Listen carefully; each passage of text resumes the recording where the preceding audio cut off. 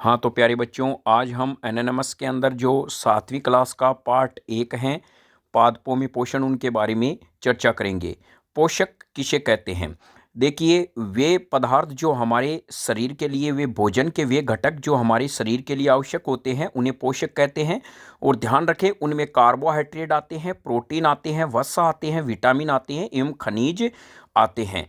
तो पोषक पदार्थ तत्व कौन से होते हैं? कार्बोहाइड्रेट, प्रोटीन, वसा, विटामिन और खनिज लवण होते हैं। चलिए फिर हम इस नेक्स्ट जो देखते हैं वो है प्रश्न में स्वपोषी, यानी ऐसे जीव जो अपना भोजन स्वयं बनाते हैं वो स्वपोषी कहलाते हैं।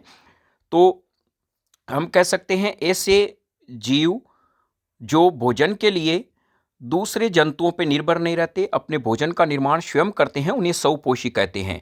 जंतु अधिकतर अन्य जीव पादप द्वारा संश्लेषित भोजन ग्रहण करते हैं विषमपोषी।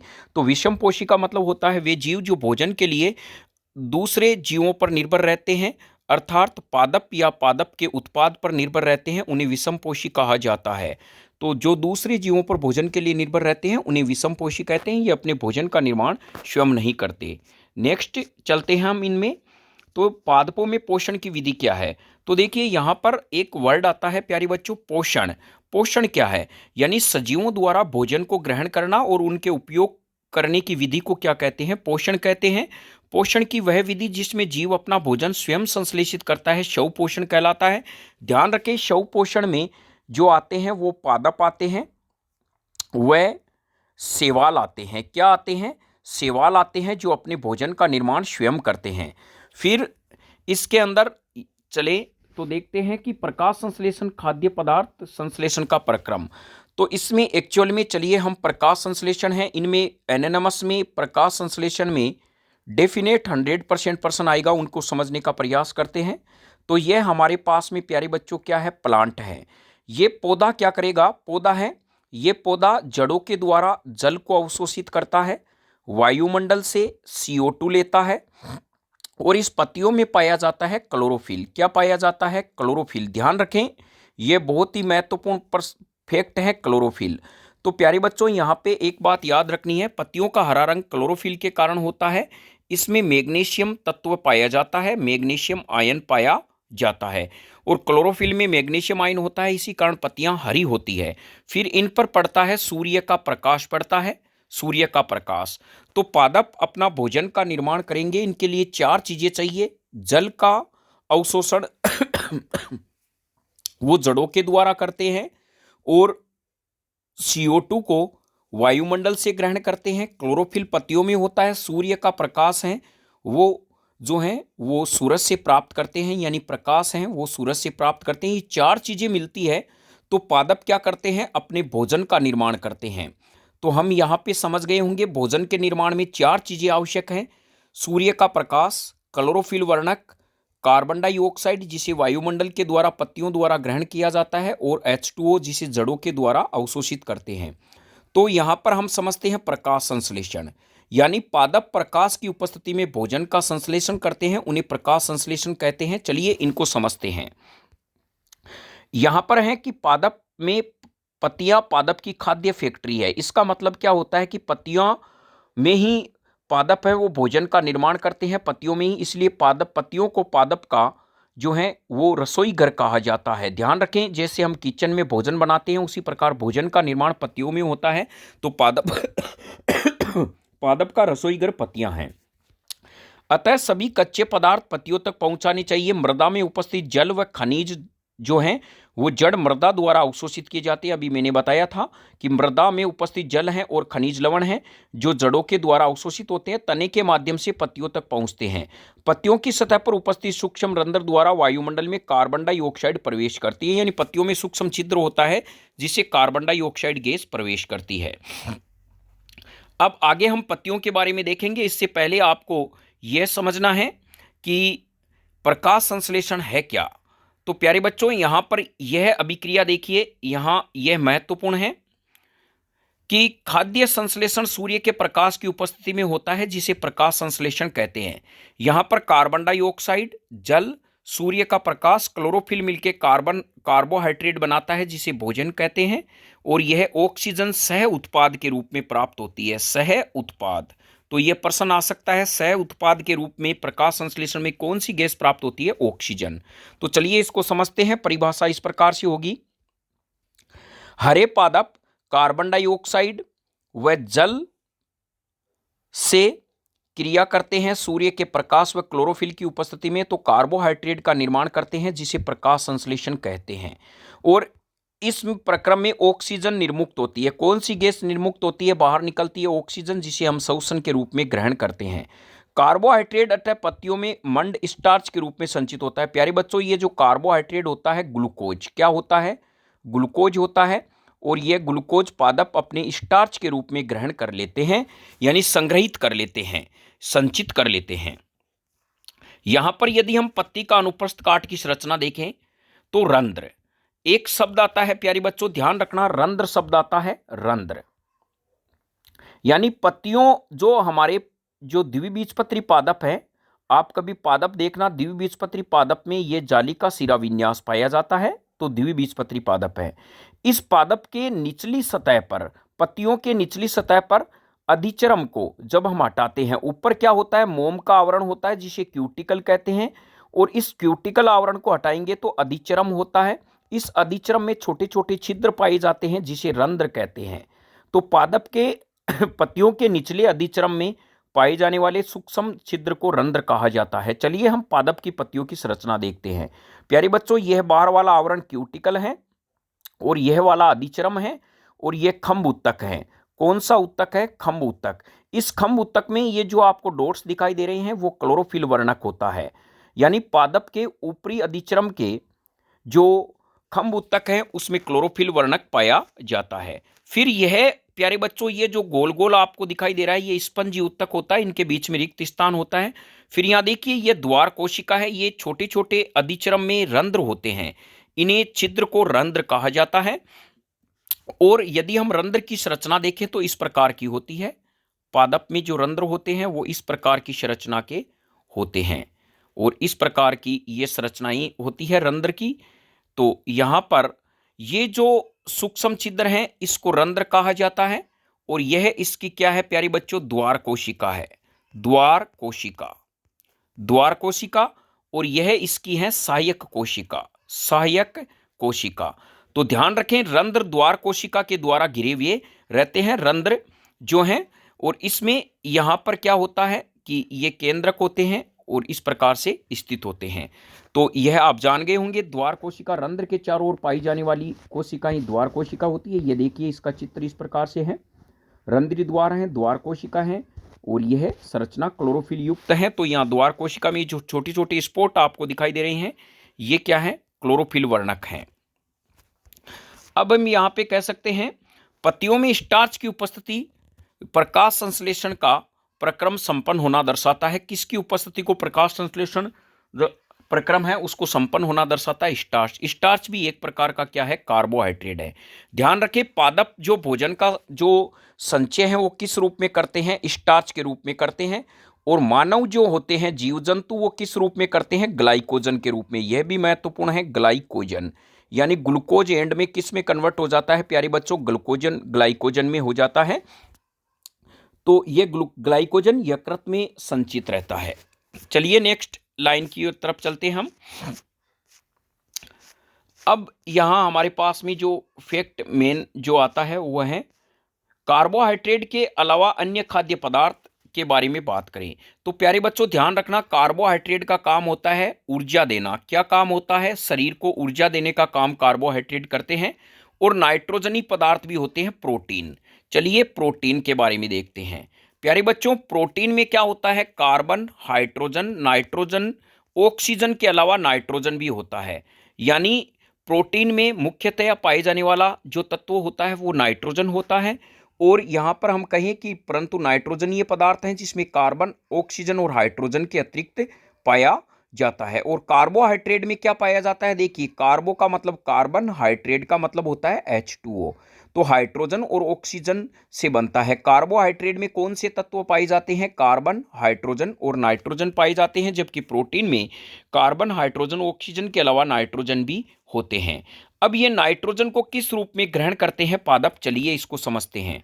प्यारे बच्चों, एक्चुअल में होता क्या है कि वायुमंडल में नाइट्रोजन जो होती है, वायुमंडल में जो नाइट्रोजन है प्यारे बच्चों, वो होती है 78%। कितनी परसेंट होती है? 78%। इस नाइट्रोजन को पादप सीधे ग्रहण नहीं कर सकते क्योंकि यह विषैली होती है। तो इसलिए ये पहले क्या करते हैं, इस नाइट्रोजन को क्या करते हैं, भूमि के अंदर एक राइजोबियम जीवाणु होता है, राइजोबियम जीवाणु। ये राइजोबियम जीवाणु प्यारे बच्चों नाइट्रोजन को किस में बदलता है? नाइट्रेट में बदलता है। इस नाइट्रेट को पादप क्या करते हैं? ग्रहण करते हैं। ध्यान रखना, नाइट्रोजन को नाइट्रेट में बदलने वाला जो जीवाणु नाइट्रोजन को जो होते हैं, उनको जो नाइट्रोजन के यौगिक में बदलता है, पहले तो नाइट्रोजन स्त्रीकरण होता है, नाइट्रोजन के यौगिक को नाइट्रेट में बदलने वाला राइजोबियम जीवाणु होता है। यह फलीदार पादप की जड़ों में पाया जाता है। फलीदार पादप जैसे मूंग हैं, गुआर हैं, उनकी जड़ों में पाया जाता है। फिर यह हम यहाँ पर हम देख सकते हैं। फिर यहाँ पर प्यारे बच्चों विषमपोषी जीव क्या होते हैं? विषमपोषी जीव ऐसे होते हैं जो भोजन का निर्माण स्वयं नहीं करते हैं, भोजन के लिए प्रत्यक्ष या अप्रत्यक्ष रूप से पादप या पादप के उत्पाद पर निर्भर रहते हैं। ध्यान रखना, ये प्राणी भोजन का निर्माण स्वयं नहीं करते हैं, भोजन के लिए प्रत्यक्ष या अप्रत्यक्ष रूप से पादप पर निर्भर रहते हैं, विषमपोषी। तो विषमपोषी के अंतर्गत एक उदाहरण आता है परजीवी का। परजीवी का उदाहरण हम कह सकते हैं प्यारे बच्चों अमरबेल है। आपने देखा होगा पादप पर पीले रंग की जो कभी कभी लटकती हुई शाखाएं दिखाई देती है, यह है अमरबेल कहलाती है। और जिस पर यह लटके हुए रहते हैं, आरोपित रहते हैं, वह पादप परपोषी कहलाता है। और इस अमरबेल को कहते हैं परजीवी, यानी यह दूसरे जीवों पर निर्भर रहता है अपने जीवन के लिए, यानी भोजन के लिए दूसरे जीवों पर निर्भर रहता है, उसे परजीवी कहा जाता है। तो यहां इसको समझ लिया होगा। चलिए अब हम चलते हैं, जो आपके एग्जाम में महत्वपूर्ण फैक्ट हैं वो हैं, हम कह सकते हैं यहां पर मर्तोपजीवी। एक प्यारे बच्चों वर्ड आता है मर्तोपजीवी। ऐसे जीव जो सड़े गले पदार्थों से अपना भोजन को ग्रहण करते हैं वो मर्तोपजीवी कहलाते हैं। ये आते हैं जीवाणु, आते हैं जीवाणु व कवक। ध्यान रखें, मर्तोपजीवी में जीवाणु और कवक आते हैं। ये सड़े गले पदार्थों से अपना भोजन को ग्रहण करते हैं। तो जैसे छत्रक, मशरूम भी कवक का ही उदाहरण है। जीवाणु व कवक मर्तोपजीवी के उदाहरण हैं। एक प्यारे बच्चों एग्जाम्पल में आता है हमारे कीटभक्षी पादप। कीटभक्षी पादप यानी कीटभक्षी पादप ये पादप ऐसे पादप जो कीट का भक्षण करते हैं, कीटभक्षी पादप कहलाते हैं। ये क्यों करते हैं? कीट का भक्षण इसलिए करते हैं, इन्हें नाइट्रोजन पर्याप्त मात्रा में नहीं मिलती, इसलिए क्या करते हैं, ये कीटों को भक्षण करके अपने नाइट्रोजन की कमी को पूरा करते हैं। अब हम समझते हैं कीटभक्षी पादप कैसे होते हैं, तो चलिए इसके बारे में देखते हैं। प्यारे बच्चों, ये पादप का पत्ती का अंतिम भाग होता है जो एक घटपर्णी पादप भी इसे कहा जाता है। ये घट के घड़े के नुमा संरचना बनाता है। इसका ऊपर वाला भाग होता है वो इसका ढक्कन बनाता है। इसके नीचे ऐसे रोम है, अधोमुखी होते हैं। जैसे ही इस रोम में कोई कीट फंस जाता है, ये ढक्कन बंद हो जाता है और कीट के अंदर क्या करते हैं, फिर ये जो कीट पक्षी जो ये घटपर्णी है वो कीट में क्या करते हैं, इसमें पाचक रसों का स्त्रावण करते हैं और कीट का क्या कर लेते हैं, पाचन कर लेते हैं और अपने नाइट्रोजन की कमी को पूरा कर लेते हैं। ध्यान रखें, यह इस प्रकार का क्या है, कीट पक्षी पादप का प्लांट है। कीटों को भक्षण करता है, इन्हें घटपर्णी पादप भी कहा जाता है। चलिए इसके बारे में देखते हैं। देखिए यह यानी घड़े में उपस्थित पाचक रस द्वारा यहां पर हम समझते हैं। चलिए कीट पक्षी पादप के बारे में देखें। सबसे पहले कीटों का भक्षण करने वाले पादप को कीट पक्षी पादप कहते हैं। उदाहरण है वीनस फ्लाई ट्रेप, सनड्यू कीट पक्षी। तो ये ध्यान रखना, वीनस फ्लाई ट्रेप है और सनड्यू है, ये उदाहरण ध्यान रखना कीट पक्षी पादप के बहुत ही महत्वपूर्ण है। एनानमस की दृष्टि से वीनस फ्लाई ट्रेप और सनड्यू कीट पक्षी पादप कहलाते हैं। कीटों का भक्षण करते हैं। इनकी संरचना के बारे में देखते हैं। चलिए इनकी संरचना है, इनकी घड़े के समान संरचना दिखाई देती है, वास्तव में पत्ती का रूपांतरित होती है। पत्ते का शीर्ष भाग घड़े का ढक्कन बनाता है। घड़े के अंदर अनेक रोम होते हैं जो नीचे की ओर ढलके रहते हैं, अधोमुखी होते हैं। जब कोई कीट घड़े में प्रवेश करता है तो यह उनके रोम के बीच फंस जाता है। तो क्या है कि ये कीट इनके रोम के बीच फंस जाता है, जिसे मकड़ी का जाल होता है। घड़े में उपस्थित पाचक रस द्वारा कीटों का पाचन हो जाता है और कीटों को भक्षण करने वाले ये पादप क्या कहलाते हैं? कीट भक्षी पादप कहलाते हैं। और आप ये भी ध्यान रखें, कीटों का भक्षण क्यों करते हैं पादप? नाइट्रोजन की कमी को पूरा करने के लिए। मर्तोपजीवी आप समझ गए हैं, मर्तोपजीवी क्या होते हैं? तो यहां पर हम कह सकते हैं जो सड़े गले पदार्थों से। एक प्यारे बच्चों सहजीवी आता है। सहजीवी का संबंध समझते हैं। मान लीजिए यह जीव ए है और एक जीव बी है। जब दोनों जीव आपस में इस प्रकार से जुड़े रहें, वे एक दूसरे को लाभ पहुंचाएं, यानी एक दूसरे को हानि नहीं पहुंचाते हैं, एक दूसरे को लाभ पहुंचाते हैं, तो ऐसा संबंध सहजीवी संबंध कहलाता है। जीवों का ऐसा संबंध जिसमें दोनों ही जीवों को एक दूसरे को लाभ होता है, ऐसे जीवों का संबंध सहजीवी संबंध कहलाता है। चलिए हम यहां पर समझते हैं क्यों। मान लीजिए यहां पर ए और बी है। प्यारे बच्चों, ये बी क्या करेगा? इन्हें सुरक्षा देगा और यानी ये इनको सुरक्षा देगा, तो ए इनको क्या करेगा? भोजन उपलब्ध कराएगा। और देखिए दोनों को फायदा हो रहा है, बी इसको सुरक्षा दे रहा है, ए इसको भोजन उपलब्ध करा रहा है, तो इन दोनों को फायदा हो रहा है। तो ये सहजीवी का संबंध है। सहजीवी का संबंध है जो माना जाता है महत्वपूर्ण एग्जाम के अंतर्गत हम कह सकते हैं लाइकेन। ध्यान रखें प्यारे बच्चों, लाइकेन सहजीवी का संबंध है। लाइकेन जो होता है वो शैवाल व कवक से मिलके बनता है और इनको शॉर्ट भाषा में शेक भी कहते हैं। ध्यान रखें, लाइकेन को से का मतलब शैवाल, कैक का मतलब कवक कहते हैं। शैवाल क्या करता है? कवक को भोजन उपलब्ध कराता है और कवक इनको क्या करता है? इसके बदले में इन्हें सुरक्षा उपलब्ध कराता है। तो यहां पर ये जो संबंध कहलाता है वो क्या कहलाता है? सहजीवी संबंध कहलाता है। इसी प्रकार राइजोबियम जीवाणु जो होते हैं प्यारे बच्चों, ये क्या करते हैं? यानी पादप जो होते हैं राइजोबियम को भोजन उपलब्ध कराते हैं, तो ये क्या करते हैं? इसको नाइट्रेट के रूप में क्या करते हैं? यानी ये पदार्थ देते हैं। तो यहां पर हम कह सकते हैं, देखिए इनको पढ़ते हैं। चलिए, लाइकेन कही जाने वाली दो भागीदारी हैं। इनमें एक शैवाल होता है, दूसरा कवक होता है। शैवाल में क्लोरोफिल होता है जबकि कवक में क्लोरोफिल नहीं होता। कवक शैवाल को रहने के लिए स्थान, जल व पोषक तत्व उपलब्ध कराता है। बदले में शैवाल प्रकाश संश्लेषण द्वारा खाद्य पदार्थ देता है। ध्यान रखें, शैवाल जो होता है वो कवक को भोजन देता है, उसके बदले में कवक इनकी सुरक्षा देता है और प्लस जल व खनिज लवण देता है। जल व खनिज लवण देता है, यह सहजीवी संबंध कहलाता है। इसी प्रकार हम राइजोबियम के बारे में देखते हैं। तो चलिए यहां पर हम देखते हैं, पादपों में प्रोटीन बनाने के लिए सामान्यतः नाइट्रोजन की अधिक आवश्यकता होती है। फसल कटाई के बाद मृदा में नाइट्रोजन की कमी हो जाती है। यद्यपि वायुमंडल में नाइट्रोजन प्रचुर मात्रा में उपलब्ध रहती है, परंतु पादप उनका उपयोग करने में असमर्थ रहते हैं। जैसे जैसे कार्बन डाइऑक्साइड का उपयोग करते हैं पौधे नाइट्रोजन को विलेय रूप में ही अवशोषित करते हैं। कुछ जीवाणु राइजोबियम कहलाते हैं, वायुमंडलीय नाइट्रोजन को विलेय पदार्थ में परिवर्तित कर देते हैं। राइजोबियम अपना भोजन स्वयं नहीं बनाते, यानी ये क्या करते हैं? भोजन स्वयं नहीं बनाते हैं, भोजन के लिए पादपों पर निर्भर रहते हैं। ये चना, मटर, मूंग, सेव फलीदार पादपों की जड़ों में रहते हैं, उन्हें नाइट्रोजन की पूर्ति कराते हैं। अधिकतर दालें फलीदार पादपों से प्राप्त होती हैं, उनके बदले पादप क्या करते हैं प्यारे बच्चों? राइजोबियम जीवाणु को आवास व खाद्य प्रदान उपलब्ध कराते हैं। यानी ये राइजोबियम जीवाणु को क्या करते हैं? आवास व खाद्य पदार्थ उपलब्ध कराते हैं। यह सहजीवी संबंध है। तो राइजोबियम जीवाणु और फलीदार पौधों के बीच में जो संबंध पाया जाता है वो भी क्या है? सहजीवी संबंध है। इस प्रकार से ये पाठ पूरा होता है। चलिए हम इसके ऑब्जेक्टिव प्रश्न देखते हैं। पहला प्रश्न है, हरे पादप अपना खाद्य स्वयं बनाते हैं, इसलिए इन्हें क्या कहा जाता है? इन्हें प्यारे बच्चों कहा जाता है स्वपोषी कहा जाता है। क्या कहा जाता है? स्वपोषी कहा जाता है। पादप द्वारा संश्लेषित खाद्य पदार्थ का भंडार यह बहुत ही महत्वपूर्ण है। एनानमस में स्टार्च के रूप में होता है। किस रूप में होता है? स्टार्च के रूप में। प्रकाश संश्लेषण प्रक्रम में जिस वर्णक द्वारा सौर ऊर्जा संग्रहित होती है उसे कहते हैं प्यारे बच्चों क्लोरोफिल। क्या कहते हैं? क्लोरोफिल कहते हैं। यह ध्यान रखें, क्लोरोफिल वर्णक पादप में हरे भाग में पाया जाता है, मुख्यतः पत्ती में पाया जाता है, जो भोजन बनाने में आवश्यक होता है। नेक्स्ट प्रश्न की ओर चलते हैं। नेक्स्ट यह है कि प्रकाश संश्लेषण में पादप वायुमंडल से क्या लेते हैं? CO2 तथा क्या करते हैं? उत्पादन करते हैं ऑक्सीजन का, यानी हम कहें शर्करा का या भोजन का उत्पादन करते हैं।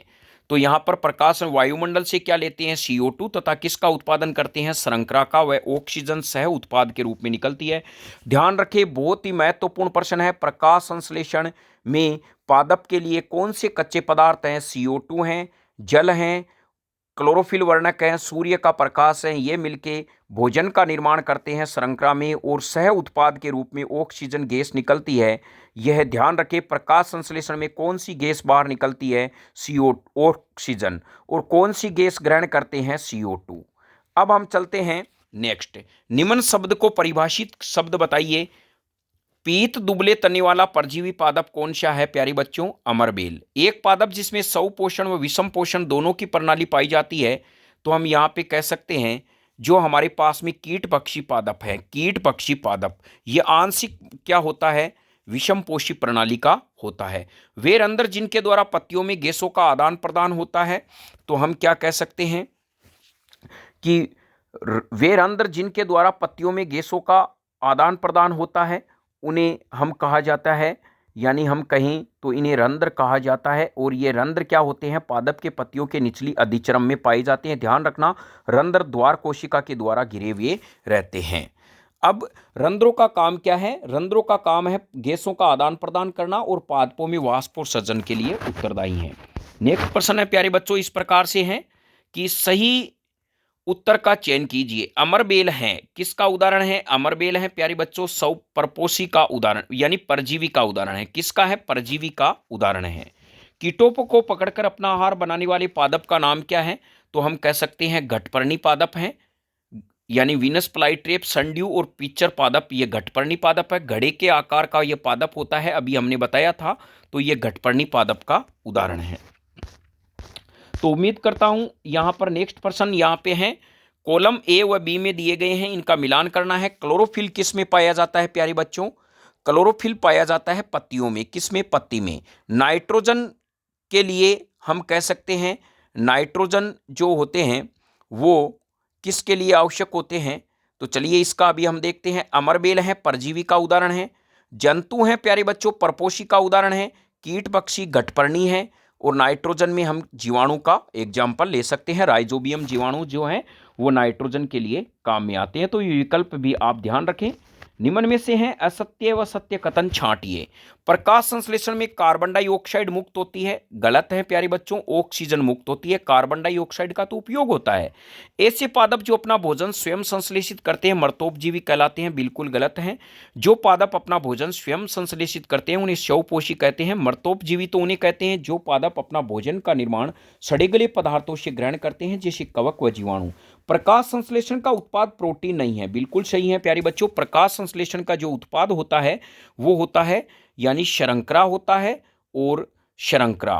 और सह उत्पाद पूछे, इसके साथ में सह उत्पाद क्या होता है, तो सह उत्पाद होती है ऑक्सीजन, यह ध्यान रखें। मुख्य उत्पाद शर्करा होता है। प्रकाश संश्लेषण में सौर ऊर्जा का रासायनिक ऊर्जा में रूपांतरण होता है, बिल्कुल सही है। सौर ऊर्जा का रासायनिक ऊर्जा में रूपांतरण होता है, यह बिल्कुल सही फैक्ट है। और पादप के किस भाग द्वारा प्रकाश संश्लेषण हेतु वायु से कार्बन डाइऑक्साइड गैस ली जाती है, तो ध्यान रखें रंध्र के द्वारा कार्बन डाइऑक्साइड गैस है वो काम में ली जाती है।